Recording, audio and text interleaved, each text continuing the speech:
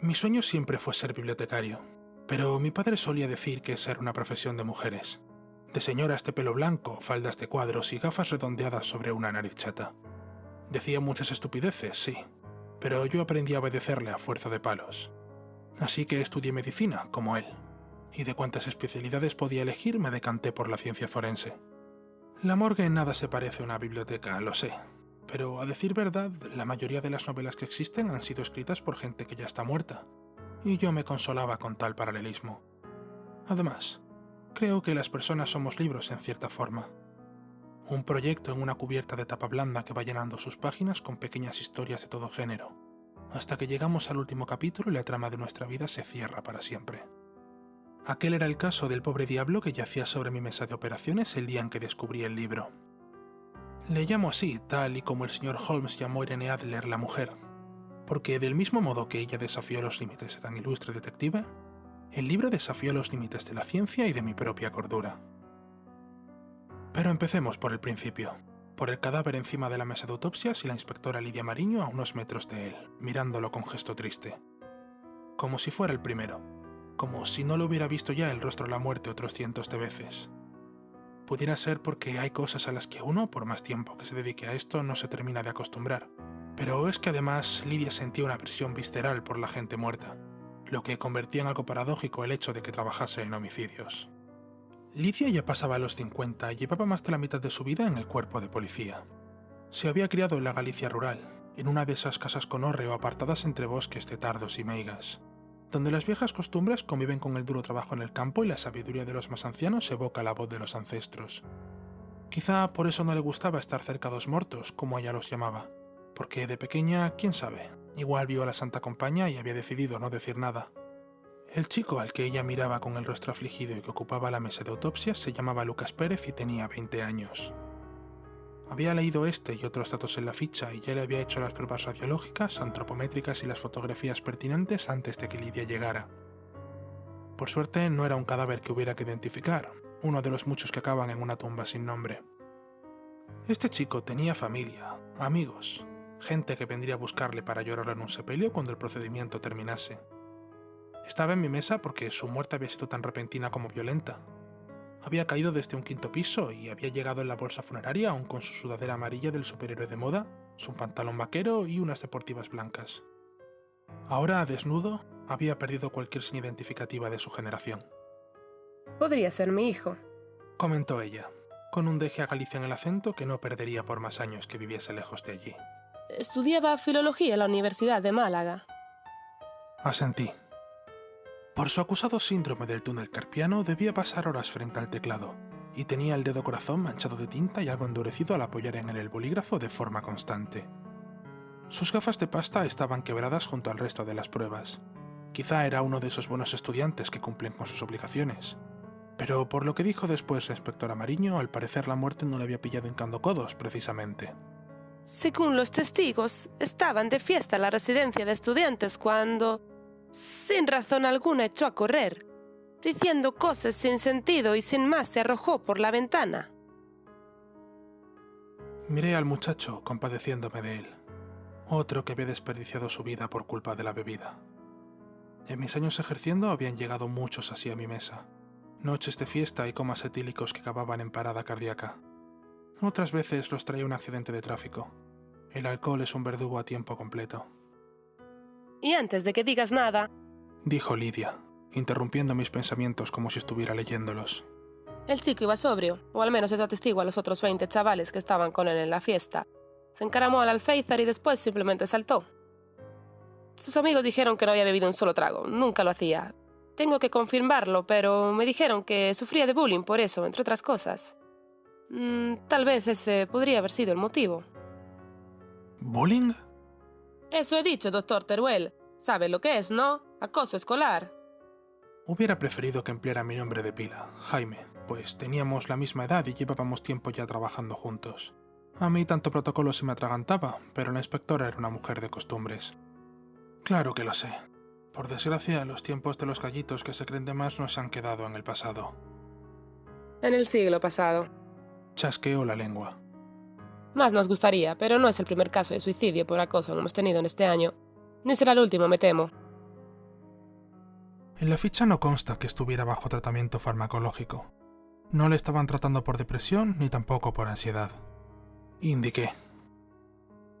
Así es, sus visitas al médico se reducían a gripes estacionales, pero eso no quiere decir que no estuviera bregando con ello. Yo, que sabía lo que era sufrir las cosas en silencio, asentí mostrándome conforme. Tomaré muestras para el análisis toxicológico y así confirmar su estado. Dije, fijando mi atención en el joven. A simple vista, el cadáver presentaba politraumatismos severos en buena parte de su cuerpo, y a causa del impacto se había fracturado varios huesos. Había caído de bruces y su cuello se partió sesgando el riego al cerebro, por lo que la muerte, por suerte para él, había sido inmediata. Observé más detenidamente las marcas de la caída y aprecié en sus hombros unas que llamaron especialmente mi atención. Eran signos de presión, ante mortem, como si lo hubieran agarrado por los hombros desde la espalda, con fuerza. Giré levemente el cuerpo del chico y vi idénticos signos también en sus omóplatos. Indicios de al menos 10 manos que parecían haber presionado su espalda con fuerza se repartían sobre ella, e iban desde la cintura hasta el cuello. Es posible que sus compañeros no estén diciendo la verdad. La inspectora Mariño frunció el ceño, mirándome con interés. ¿Qué quiere decir? Acérquese. Le pedí. Sabe que no me gusta demasiado estar cerca de ellos. Inspectora Mariño, haga su trabajo. Pedí. Se acercó recelosa, sin dejar de cruzar los brazos. Su postura defensiva revelaba una creciente incomodidad. Diga rápido. Le señalé las marcas y me miró con gesto interrogante. Alguien le empujó mientras él se resistía, y con alguien me refiero a más de 10 personas distintas. Habrá que tomar huellas. Indicó. Y ver si tiene más como esas. Eché un vistazo rápido y hallé más en sus antebrazos. Había también en la parte baja de su estómago signos de que hubo un objeto con forma rectangular entre él y la zona del impacto. ¿Cayó sobre algo? Pregunté. Sí, llevaba un libro entre la cinturilla del pantalón. Aquí. Dijo y se señaló la zona umbilical. Uno muy grande y viejo. Parecía un códice de esos de museo. ¿Y por qué no estaba con el resto de sus pertenencias? Un novato lo separó por error y lo llevó al laboratorio de la primera planta. Entorné los ojos, mostrando mi desacuerdo. No por el error del novato, yo también lo fui un día y todos los cometemos, sino porque en el laboratorio trabajaba Josep, mi expareja. Bueno, al menos eso suponía yo, porque desde que discutiéramos 6 días atrás, por cierto tema de una aplicación de citas, no me había llamado ni parado por casa en ningún momento.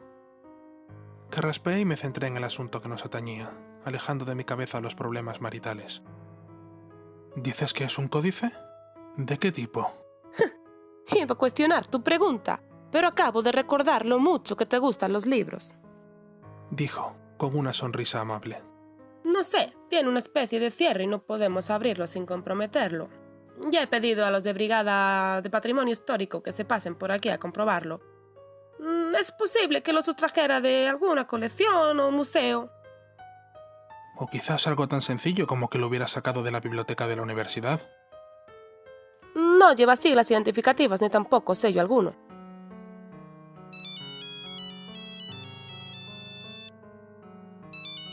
Su teléfono móvil sonó y me hizo un gesto para que esperase. Adiviné, por la conversación, que la requerían en otro lugar. Tengo que irme. Es por ese asunto de los profanadores de tumbas.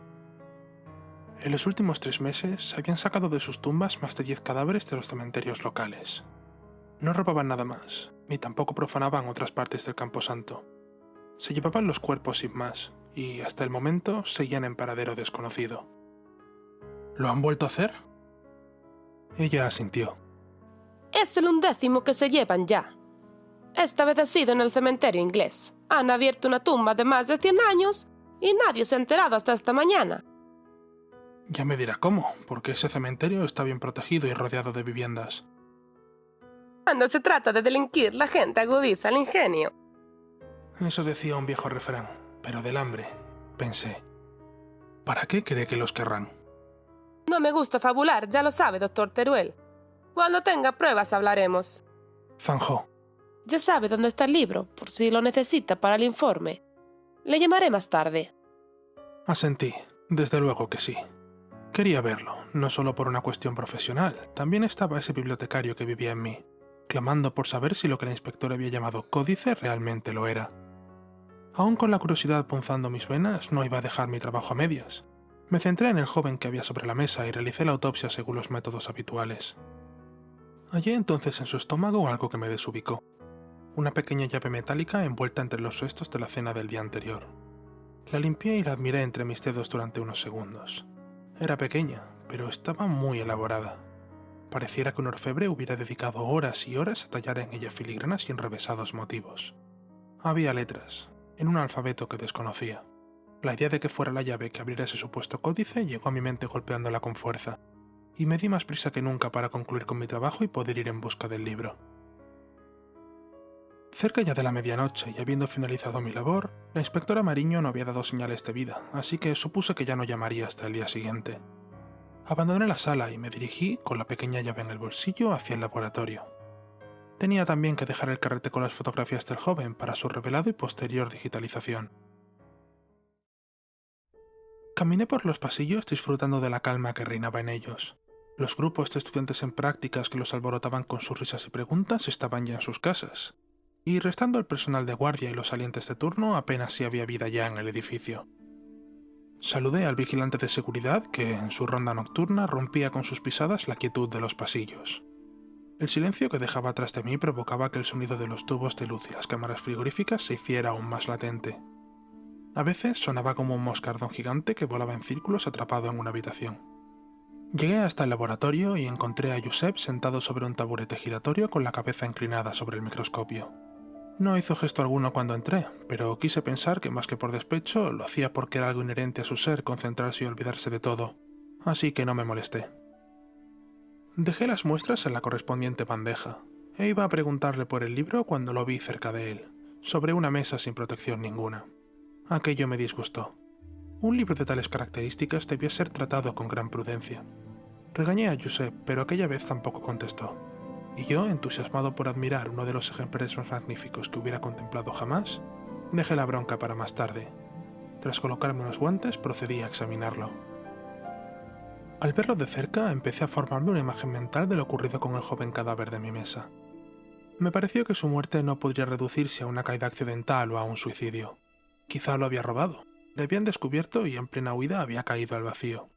O le habían empujado, dadas las marcas de su espalda. 11 personas, según las huellas que había hallado y de las que esperaba, pudiéramos sacar algo de información que nos ayudase con el caso. Al abrir el libro, sus páginas magistralmente cosidas revelaron un texto en una minúscula carolingia y alfabeto latino, escrito en doble columna. La mayúscula inicial era capital y había sido decorada con los mismos motivos que la cubierta. Las páginas estaban recogidas en grupos de 3 y el texto debía contemplar también esta separación, pues la mayúscula aparecía cada 3 hojas y la lengua cambiaba. Lo hojeé detenidamente, preguntándome qué habría escrito en ellas. Llegué hasta las últimas páginas y por fin encontré algo escrito en castellano. En la cabecera del texto rezaba: Lucas Pérez, nacido el 12 de abril de 1999, muerto el 2 de octubre de 2019. Bajo estas se hallaba narrada la vida de aquel joven que me era más que familiar, pues acababa de tenerlo sobre mi mesa de autopsias e incluso la fecha de la muerte era correcta. Me froté los ojos esperando que hubiera sido una confusión, pero no. El mismo texto seguía ahí, con ese nombre y esas fechas. Extrañado, aguanté el aliento por unos segundos y, con mi mano temblorosa, hojeé unas páginas más adelante. Lo que éstas me mostraron me turbó aún más, pues en ellas estaba escrito el nombre de Josep Arnal, así como su fecha de nacimiento y una segunda fecha que marcaba el 3 de octubre de 2019, día en que nos encontrábamos. Tuve que parpadear, incrédulo, pues el texto bajo tan macabro enunciado se estaba escribiendo, como si una mano invisible plasmara tan perfecta caligrafía en sus páginas mientras que se escuchaba el sonido de la pluma al contacto con el papel. Las palabras aparecían a un ritmo pausado aunque constante, y se escribían, como digo, solas. Pero dicha caligrafía y el lenguaje no me eran extraños. Estaba escrito en catalán, y la letra era, sin duda alguna, la de Josep. A mis oídos llegaba el sonido de una gota golpeando el suelo de forma rítmica, mientras yo intentaba librarme de la sensación de que algo no iba bien. e intentaba por todos los medios achacarlo a una broma absurda. «Josep». Sin quitar la vista del libro llamé su atención, pero este no contestó. Vale que estuviera enfadado, pero nunca había sido tan mal educado como para ignorarme de aquella manera. «Josep, joder, deja de hacer como que no estoy, que esto es serio». Le miré y le vi aún en aquella postura sobre el microscopio, como si estuviera analizando el sentido de la vida. Fui hacia él y toqué su hombro. Al hacerlo, su cuerpo se desplomó. A sus pies había un charco de sangre sobre el que una última gota cayó. En su bata, antes blanca, había una creciente mancha carmesí en torno al bisturí que descubrí tenía clavado en el abdomen.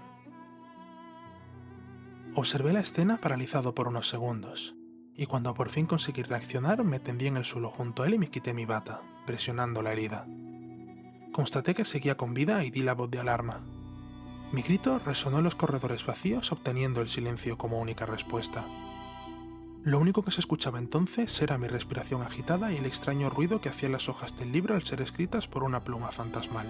Un ligero crujido que se hacía cada vez más leve, más pausado. Debía estar perdiendo la cabeza, no podía explicarse de otro modo. Saqué mi móvil del bolsillo del pantalón y marqué directamente el número de seguridad. El guardia contestó con una voz adormilada que despertó de golpe al escucharme hablar con tanto apremio. El hospital estaba cerca y no debería tardar mucho en llegar, así que me centré en Josep y le llamé a voces, pidiéndole que aguantara, diciéndole que le quería. Necesitaba hacer un vendaje de emergencia para mantener la presión en la herida. Atisbé desde donde estaban las vitrinas, esperando encontrar algo de material sanitario, gasas o cualquier otra cosa que pudiera servirme, hasta que di con el botiquín. Tenía que llegar hasta él lo más rápido posible y, concienciándome de ello, salté desde mi posición y corrí a toda prisa. Abrí la puerta y revolví su interior hasta encontrar un rollo de venda y otro de esparadrapo. Los llevé hasta él y ese mísero sonido de la pluma posándose sobre el papel volvió a acrecentarse, a hacerse más rápido, más enloquecido. Hasta le grité al libro que se callase, pero no me hizo caso, y a la par que su inquietante soniquete turbaba el silencio de la estancia, una voz sonó a mis espaldas, añadiéndose a tan cruenta situación. ¡Suéltale! Me gritó. Giré la cabeza a tiempo de ver una muchacha joven, de figura menuda, embutida en pantalones vaqueros y sudadera negra, que a rostro descubierto y con ojos fieros me apuntaba con una pistola semiautomática de 9 milímetros. Un solo disparo certero y me desangraría en cuestión de segundos. ¡Que le sueltes, te digo! Increpó de nuevo. Si dejo de ejercer presión en la herida, morirá. O te apartas de él, o te meto un tiro. Confuso, miré a Josep, sabiendo que, hiciese lo que hiciese, estaba condenado. Si le soltaba, moriría desangrado en menos de un minuto, y si no, la desconocida me descerrajaría un balazo en la cabeza y moriríamos los dos. El uno junto al otro, como dos Romeo y Julieta modernos. ¿Quién eres?, increpé. ¿Por qué haces esto? La vi buscar algo con la mirada, y detenerse en el libro que reposaba abierto sobre la mesa, emitiendo su molesto sonido. ¿Has venido por eso? Llévatelo y déjanos en paz. Cállate y apártate de él. Negué con la cabeza y ella apretó el percutor del gatillo. La bala me atravesó el hombro desde la espalda, y yo sentí la fuerza del impacto y una quemazón que a ratos se traducía en un dolor punzante. Aguanté a duras penas, y la chica me advirtió que la siguiente bala iría a mi cabeza. ¿Qué es lo que quieres?, pregunté. Deja que muera.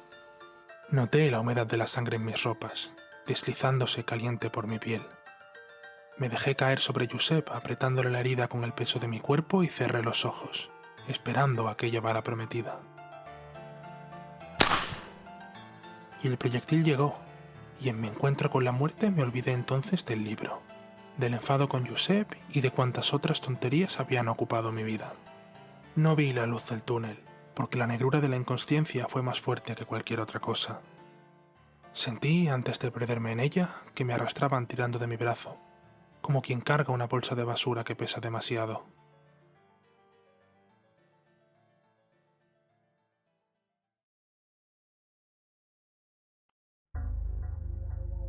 La muerte que yo creí definitiva no lo fue, y me despertaron unas voces lejanas, amortiguadas y apenas sí audibles. Sentía un pitido constante en los oídos y un desagradable sabor a hierro en la boca. Con los ojos velados por una molesta neblina, pude ver sobre mí un tupido manto de árboles por el que se filtraba una luz tenue y blanquecina. Estaba tendido en un suelo de piedra desnudo de pavimento o adorno, y de aquel terreno desigual se clavaban en mi espalda algunas piedras y raíces. Mientras terminaba de abrir mis párpados adormecidos, las voces llegaron a mis oídos con mayor claridad. Una de ellas pertenecía a la chica que me había disparado, la otra pertenecía a un joven desconocido. Miré de reojo y les vi, aunque desdibujados por la bruma de mis ojos, de pie junto a mí. Ella llevaba una vestimenta distinta a la que le había visto, pues cubría su cuerpo esta vez con una túnica negra de pies a cabeza. El chico a su lado llevaba una idéntica, y agitaba los brazos con gesto nervioso mientras se movía de un lado a otro. Deja de dar vueltas, Román, le dijo ella, con tono inquisidor. Estoy nervioso. ¿Qué quieres que haga? Nos hemos metido en un lío de cojones por tu culpa. ¿Mi culpa? El tal Román se frenó en seco. Sí, Victoria, tu culpa. Si no te hubieras enrollado con Lucas, no se habría enterado de nada y ahora no estaríamos aquí con un poli casi muerto, un cadáver a nuestras espaldas y una inspectora pisándonos los talones. Este y el otro tío del laboratorio no son policías. Y a Lucas no fui yo quien lo mató. Nosotros. Un coro de voces, que sonaban como cantos de almas en pena salidas de ultratumba, intervino. Tuvimos que matarle antes de que lo destruyera. Quería atravesarlo sin piedad. Tragué saliva al mirar de reojo a ambos lados y no ver a nadie más. Me fijé en las bocas de los chicos, pero el sonido no procedía de ellos. ¿De dónde salía ese coro de voces fantasmales entonces? Me pregunté también dónde nos encontrábamos. Teniendo en cuenta que, a pesar de la magnitud de las heridas, aún seguía vivo, no debía haber pasado mucho tiempo desde lo ocurrido y por tanto no podrían haberme llevado muy lejos del instituto forense. Me fijé en los árboles, sin duda pinos, y en la tierra bajo mi cuerpo. No era un bosque como tal, pero tampoco un parque al uso. Yo conocía un lugar así, con algunas zonas casi ocultas, que permanecía cerrado desde la caída de la noche. Mientras se lucubraba acerca de las posibilidades de que algún corredor rezagado nos viera y me salvara de aquella, la chica habló de nuevo. Sí, lo sé. Lo hicisteis para salvar el grimorio. Pero Suspiró. a mí me gustaba. Era considerado conmigo. ¿Considerado? Era el tonto de la clase. La chica le pegó un empujón al otro que le hizo trastabillar y casi caer. Este se quejó. ¡No le insultes, joder! ¡Está muerto! Gruñó ella. Menos mal que todo esto acabará pronto. Si es que este cabrón termina de morirse de una vez. No sé si él será del agrado de aquel que guarda los secretos. En medio del sopor que la acusada pérdida de sangre me estaba provocando, me vi a mí mismo frunciendo el ceño ante aquella denominación. ¿El que guarda los secretos? ¿A quién se estaría refiriendo? Me pregunté. Estaba allí con el número 12. ¿Qué querías que hiciera? Cuando murió y fui a coger el grimorio, ya había empezado a escribir la muerte de este. Las palabras grimorio y había empezado a escribir la muerte de ese resonaron en mi cabeza uniendo algunas piezas del puzzle que, deslavazado, intentaba armar en ella desde que todo empezó. Intuía que ese número 12 era Josep y que irremediablemente había perdido la vida por más empeño que puse en protegerle. Un nudo de lágrimas se atascó en mi garganta. Quise llorar, gritar, mandar a esos dos locos al infierno, pero el miedo paralizaba a mi ser. Pero yo quería ser el número 13. Yo quería ofrecer mi vida al conocedor. Ya ves que no podrá ser. Venga, prepárate. Hay que hacerlo todo bien para que el maestro pueda resurgir de la tierra con la fuerza de las 13 almas, como dice el grimorio. Él vendrá con la luna llena, voceó el coro fantasmal. Si no se muere, lo rematamos y listo. Pero me he quedado sin balas. Tendremos que usar los cuchillos. Nosotros podemos hacerlo. Nosotros lo haremos. Hablaron las voces. Le volveremos loco hasta que se quite la vida. Victoria se sacó el libro de debajo de la túnica y comenzó a entonar unos cánticos en una lengua del todo desconocida para mí, pero que recordaba en cierta manera el latín, aunque desordenado. Y a ellos se unieron aquellas fantasmagóricas voces en un coro que sonaba del todo infernal. El chico, obediente, dispuso una docena de velas pequeñas de color púrpura formando un círculo en torno a mí y las encendió. Las llamas titilaron al instante en un baile acompasado con la brisa que la inminente caída de la noche traía consigo. Tirité helado de frío y sentí de forma más acuciada la sangre brotando lentamente de mis heridas. Para aquel entonces era más que consciente de que los motivos de la muerte del joven universitario, de Josep y de la mía propia, que sería inminente al parecer, tenían que ver con ese extraño libro y con la lúgubre fantasía que incluía el sacrificio ritual y que se habían montado esos dos. Aunque lo de las voces espectrales y el libro que se escribía solo no parecía broma o efecto especial ninguno, o estar al borde de la muerte me había sumido en delirantes alucinaciones, o mi realidad había encontrado la forma de superar a la ficción. A punto del desmayo, los vi. A los dueños de las voces, situándose en torno a mí sobre lo que hasta entonces no había percibido, pero eran pequeños montículos de tierra parcialmente aplastada, semejantes a los de un agujero que hubieran acabado de rellenar. Eran figuras antropomorfas de rostros agonizantes, translúcidas, grises y oscuras como brea. Y entre todas ellas distinguí a Josep. De mis labios emergió su nombre, pero apenas si fue un hilo de voz imperceptible, pues me hallaba casi derrotado ya por el manto de la muerte. De aquellos montículos emergieron, abriéndose paso a través de la tierra, manos, algunas huesudas, otras apenas sí descompuestas. Tras ellas unos cuerpos cadavéricos, amortajados, vestidos con alas de antaño ahora raídas por el moho y las alimañas. Otros, como el de ese chico, Lucas, desnudo aún con las recientes costuras de la autopsia.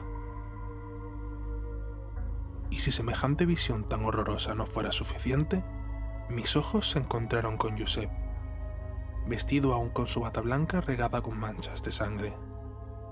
Era él, sí, pero no había vida en su mirada, ni aire emergiendo de sus fosas nasales, llenas ahora de tierra. Era un cadáver andante, como aquellos que, sin permiso de mis padres, había visto en las películas cuando era un niño, escondido tras la esquina del salón. Algunos debían de haber muerto hacía ya mucho tiempo, pues eran poco más que huesos que apenas sí se mantenían unidos entre sí, en medio de hollados jirones de tela. Recordé las palabras de la inspectora, esos sucesos extraños de los que había estado hablando, los asaltos al cementerio, los ladrones de cuerpos. Ante mí tenía ahora 12 cadáveres, ni más ni menos, andando de nuevo sobre la tierra como si hubiera vida en ellos. Soy un hombre de ciencia, y aunque sé que hay sucesos que ni la propia ciencia puede explicar, aquello escapaba a cualquier tipo de racionalidad a la que quisiera exponerlo.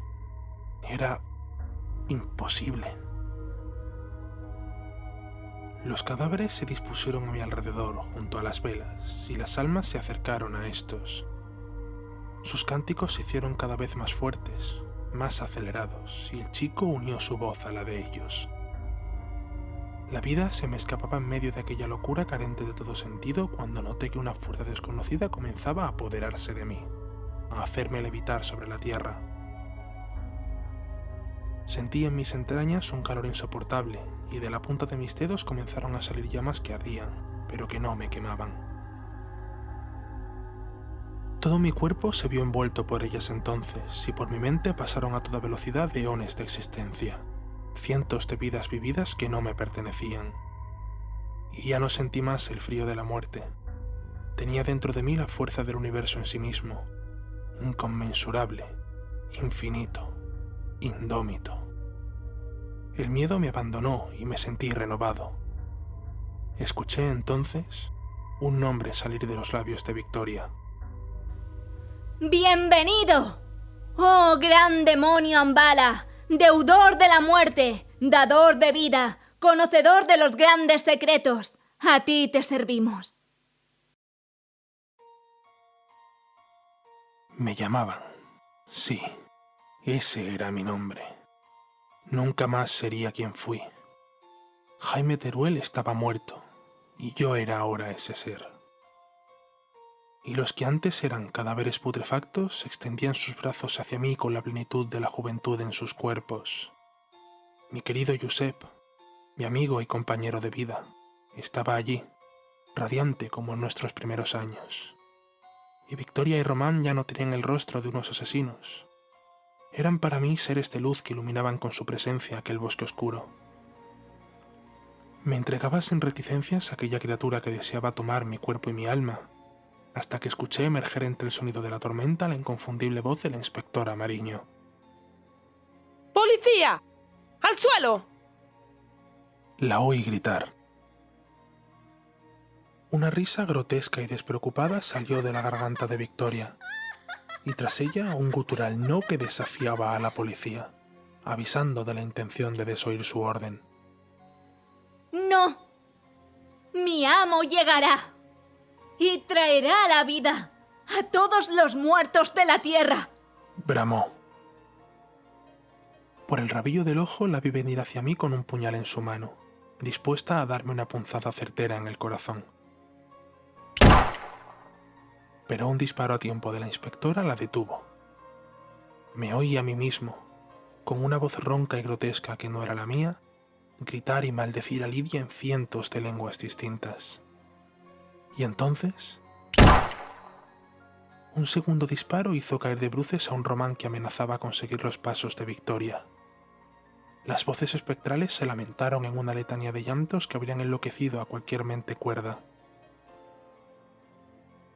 Cesaron de la misma y abrupta forma que habían comenzado, y entonces se hizo un silencio intenso y también la oscuridad. El mundo que me rodeaba se desvaneció a la par que mi cuerpo, que habiendo levitado hasta entonces, daba ahora con los huesos en la tierra.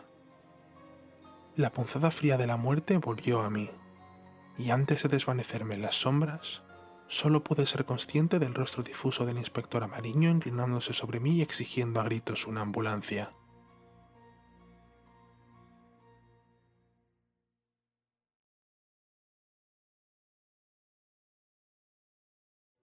La comida del Carlos Saya estaba más buena de lo que me esperaba. O eso, o que después de un mes en coma y tanto más alimentándome con una sonda, el puré de pavo y patata algo grumoso pero bien sazonado me sabía mejor que un plato de 5 estrellas de cualquier restaurante que hubiera pisado. Lo que tenía, además de hambre, era mucho sueño. Las enfermeras me decían que era normal, que los fármacos eran muy fuertes, que había recibido 2 disparos y había perdido más sangre de lo habitual. Así que los ojos se me cerraban entre el ir y venir de mi familia y allegados. Excepto mi madre, que velaba por mí día y noche, el resto entraban y salían, saludaban, me daban un rato de charla y luego se iban. Con muchos de ellos había hablado más en una sola tarde en aquella habitación de hospital que en toda mi vida. La madre de Josep también vino a verme. La pobre mujer no sabía que llevábamos un par de semanas disgustados por esa tontería de la aplicación de citas y que habíamos estado a punto de separarnos. Cuánto me arrepentí ahora de haberme enfadado. Cuánto de no haberle hecho el amor una última vez. Pero era agua pasada. Nada podía hacer ya por él, más que esperar a llegar a casa y donar sus cosas a alguna asociación benéfica, tal y como él habría deseado. La impotencia de haberle visto morir sin poder hacer nada aún me lava la sangre. Pero haberle visto en pie como si nada hubiera pasado era aún más confuso y turbador. Después de una de las muchas visitas de la madre de Josep, en la que nos consolábamos mutuamente, ella convenció a la mía de que dejara un rato su particular vigilancia y bajara con ella a tomar un café. Estando ya solo, mis párpados cayeron a plomo, y vencido por el agotamiento físico y mental, me olvidé incluso de dónde estaba, de la muerte de Josep, de la mía propia. Me olvidé de todo hasta que llegó la inspectora Amariño y se sentó a mi lado, a la par que 2 policías se situaban en la puerta con actitud de estar custodiándola. ¿Abrió usted el libro? Me preguntó de forma directa. Podría haberle mentido y evitarme así unos cuantos problemas, pero su mirada inquisidora turbaría hasta el alma más entera, y yo, que había estado al borde de la muerte, no estaba en mi mejor momento, por decirlo de algún modo. Encontré la llave en el estómago del chico. Confesé. La llave. ¿Qué había hecho con ella? Debí haberla dejado sobre la mesa. Lidia alzó su mano y me la mostró en su palma. Esta llave, ¿no? Debió llamarme en cuanto la encontró. Lo sé, pero quería ver ese libro antes de que se lo llevasen. La inspectora se inclinó. Abrió un bolso grande que traía consigo y extrajo el libro de él, dejándolo sobre la cama, a mi lado. Al verlo me sobresalté y me moví hasta el otro extremo del colchón. Si hubiera visto una avispa, siendo alérgico como soy, no hubiera reaccionado tan bruscamente. Lidia me miró frunciendo el ceño y señaló el libro con gesto determinante. Pues aquí lo tiene, todo para usted. Venga, échale un vistazo. Y de paso, dígame por qué ha manipulado las pruebas. Siento haberme excedido y haber usado la Me interrumpió, con gesto severo. No me refiero a ese impulso suyo de bibliotecario frustrado de husmear en el libro. Me refiero a lo que usted escribió en él. Ella abrió el libro de golpe y señaló una página. Debí ponerme rojo, porque el calor ascendía por mi cuello, radiando mis mejillas y mis orejas. ¿Es escribir? Titubeé, inclinándome para ver dónde estaba ella señalando. Yo no he escrito nada, no se me ocurrió. Y tuve que callar de golpe, porque vi allí mi letra. Con una caligrafía clara y nítida, estaba escrito en la parte superior de una de las últimas páginas. Jaime Teruel, nacido el 1 de diciembre de 1967. Renacido el 4 de octubre de 2019. Tras esta, y en las siguientes 3 páginas, se desarrollaba con habilidad la narración de la historia de mi vida. Mi nacimiento, logros, familia... Todo cuanto hubiera hecho estaba allí resumido. ¿Qué cojones?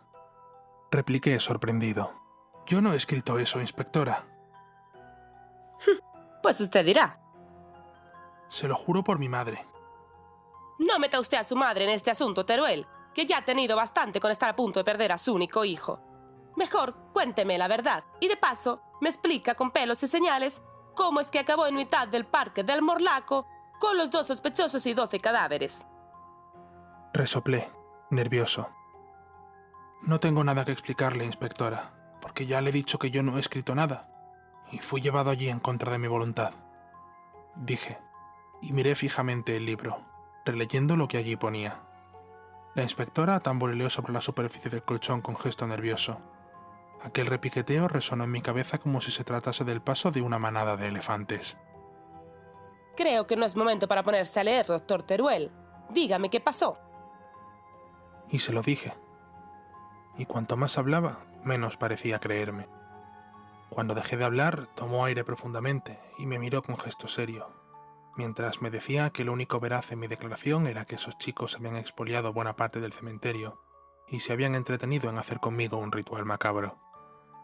Si yo era partícipe voluntario o no, no podía aseverarlo nadie, pues ambos habían muerto en el intento de Lidia de salvarme a mí la vida. Y con respecto a la muerte del señor Arnal... Se detuvo antes de continuar. He oído que riñeron unos días antes de todo esto. Le encontramos con un bisturí clavado en su pecho y usted es la última persona que le vio con vida, ¿verdad? ¿O fueron esos 2 chicos? ¿Le mataron ellos? No, Josep ya tenía el bisturí en el estómago, se lo clavó a sí mismo.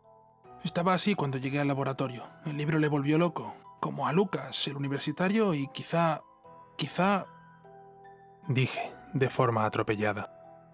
Quizá también a los otros 10. Las huellas estaban en la espalda del chico, aunque eran espectros. ¿Cómo es que pude tomar huellas? ¿Tienen ya los resultados? Las huellas no han sido concluyentes. No pertenecían a nadie de los registros. Claro, porque eran fantasmas. Llevaban todos muertos mucho tiempo. Lidia me observaba como el padre que escucha a su hijo inventar una falsa historia para tapar alguna travesura. No me cree, ¿verdad? Inquirí. No es que no le crea, doctor Teruel, pero es posible que tales fantasías sean producto de su imaginación. Pienso que ha sufrido un shock tremendo y su cabeza... Bueno, estas cosas pasan, es normal. Encontrará la forma de regresar a la realidad. Espero que no cuente usted esta misma historia a los superiores. En el mejor de los casos le tendrán de baja y atiborrado a pastillas el resto de sus días. Y en el peor le internarán en un psiquiátrico. Dijo y suspiró profundamente. Ojalá todo se resuelva pronto. Tendré que llevar una investigación exhaustiva ahora que tengo su declaración. Espero que lo entienda, señor Teruel. Es usted un colega, pero las circunstancias son las circunstancias. Lo entiendo, inspectora. Lidia se puso en pie, cogió el libro y palmeó mi hombro amistosamente. Por esta clase de cosas nunca me acerco a los muertos. Lo vuelven a uno loco. ¿Cómo dice? Que soy gallega, señor Teruel. Y mi abuela siempre decía que as cousas dos mortos é mellor telas lonce. Sentenció. Volveré, así que busque un buen abogado. Ya seguiremos hablando de lo que pasó, pero piense bien lo que dirá la próxima vez. Observé a Lidia mientras se marchaba. Estaba condenado, nunca me creería. Tendría que venderle mi alma a ese maldito libro si no quería acabar entre rejas o internado en un psiquiátrico de por vida. Y eso era algo que no estaba dispuesto a hacer. ¿O sí? Inspectora. Llamé, justo a tiempo de que ella saliera por la puerta. ¿Por qué no deja el libro aquí? Quizá me ayude a recordar. Ella me miró y después al ejemplar, indecisa. De acuerdo, Concedió finalmente. pero solo porque es usted colega, doctor Teruel. Mañana pasaré a buscarlo. Y dejó el libro sobre la cama para después marcharse. Yo sonreí. Quizá no era demasiado tarde para volver a sentir en mí la fortaleza de Ámbala, para evocar la resurrección de todos los muertos, para traer a la vida de nuevo a mi querido Josep.